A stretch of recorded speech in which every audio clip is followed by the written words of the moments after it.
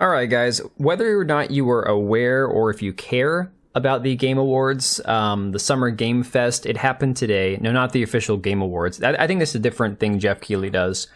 But the Summer Game Fest was kind of a bummer. It didn't have a whole lot of games revealed that, at least that I'm interested in. And to be fair, the Summer Game Fest, the Game Awards, E3, even before it shut down, not things that I was like super tuned into that I had to watch. It wasn't like must-see television or something. But, you know, sometimes you get some interesting reveals. You get some cool games that are revealed. Like, they dragged Nicolas Cage out here to try and make this whole thing seem legitimate. There were some pretty cringy parts that I saw. Again, I kind of tuned in and out.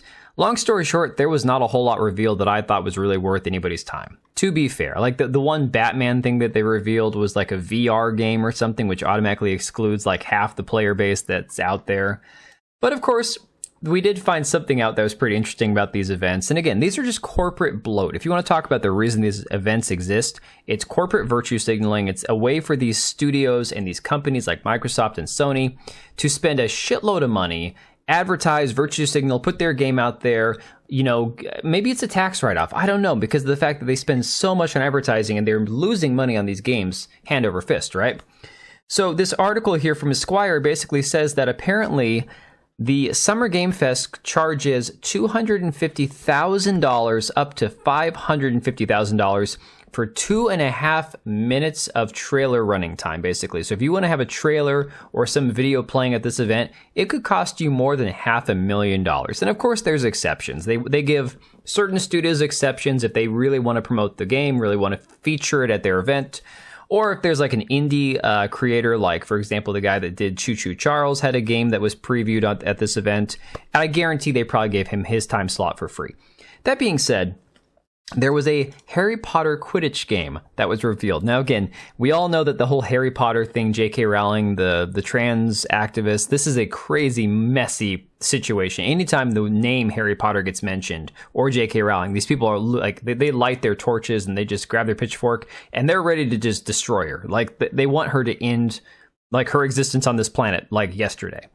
So of course you have this game, it was announced, and it looks like crap in my opinion. I hate these graphics, I hate this whole Fortnite look, I hate the lazy, easy approach that a lot of these developers are taking to these games, where it just looks like they're using the same engine. It's all like aesthetically the exact same game, just different, you know, events and stuff that happen. I hate it. It looks like crap, it looks like a mobile game. That being said, I don't hate it because of J.K. Rowling. Unfortunately, there are people who've come out attacking J.K. Rowling because of it. This guy, Jake Steinberg, now again, this might be a play on words, but he says, yes, a Harry Potter game with more turf. And again, turf could mean trans-exclusionary radical feminist, but he spells it like grass. So you take your own meaning from what, you know, whatever you want to interpret that as. Next one said, cool, it's transphobic blitzball. Of course, because J.K. Rowling apparently is transphobic. Yep, Summer Games Fest really just showcased a Harry Potter game as well. Bloody hell, are they completely tone effing deaf? This guy says, good luck to the studio trying to turn this shit into a minimally cohesive game. Now, he could have stopped right there, because look, I would look at that and say, yeah, I don't think this game's going to do well. It's a Quidditch game. Come on. But then he goes on to say, because the scoring system that the transphobe invented doesn't make any sense. So again, always goes back to being transphobic. Despite the fact that all these studios like Activision, Blizzard, they're all trying to appeal to these people. That's why we have Pride Month. That's why we have these events like the Call of Duty LGBTQ flags with the controversial, you know, transgender bullets that we saw previously. You've got things like Nintendo Life shilling for this character Vivian, saying we need more transgender characters like Vivian from Paper Mario. Like, this will never be enough. We even see things where now apparently there are people accusing Ubisoft of trying to queer up the Prince of Persia. Because, I mean, obvious reasons. Look, it looks like a Tumblr art character. It looks like they're trying to... This almost looks like a trans man, like a woman trying to be a man. That's just frightening. That, again, they take everything that was great, everything that, you know, we could all agree on was fantastic or that we could aspire to, and tear it down. I even tweeted out about this. I said, look, the Prince of Persia was great because I did not identify with him. Nothing about me as a teenager playing those games was anything remotely close to being like the prince. And that was a good thing. That's how we could all relate to this character, because none of us had anything in common with him. He was just a great character that we all wanted to play. So of course, the virtue signaling never ends. We now see that the new Dragon Age game is already going to be dead on arrival. So this article from That Park Place says, Dragon Age the Veilguard game director who describes himself as a queerosexual gendermancer claims the game is inherently queer. Here we freaking go again. And I gotta say, before we get started on this article, Dragon Age was already progressive. Like, these games were like Fable. They were like any other game where you could just choose your orientation. You could hook up with different characters of different genders. It didn't matter. That wasn't like, it wasn't gonna break the game if you chose one or the other. It was just the fact that you had options. Now, again, I don't necessarily need to always be able to have those options. I'm fine playing games where there's no relationship options. In fact, I think I prefer it that way. But the game itself was already predisposed to being what you could call progressive. So this is just like taking it a whole another step further. So the article says, BioWare announced it's renaming its upcoming Dragon Age game from Dragon Age Dreadwolf to Veilguard. At the same time, it's been brought to public attention that the game's director is a man pretending to be a woman who supports BLM. He also believes the game is inherently queer. Of course, because they believe everything is inherently queer. You could show them a piece of toast and they'd say that toast is inherently queer because it started off as bread and now it's toast. So clearly it transitioned. So it says the cinematic continues. They're just talking about the game here. Apparently Solace from the previous game is in this as the main character, or the antagonist, I guess.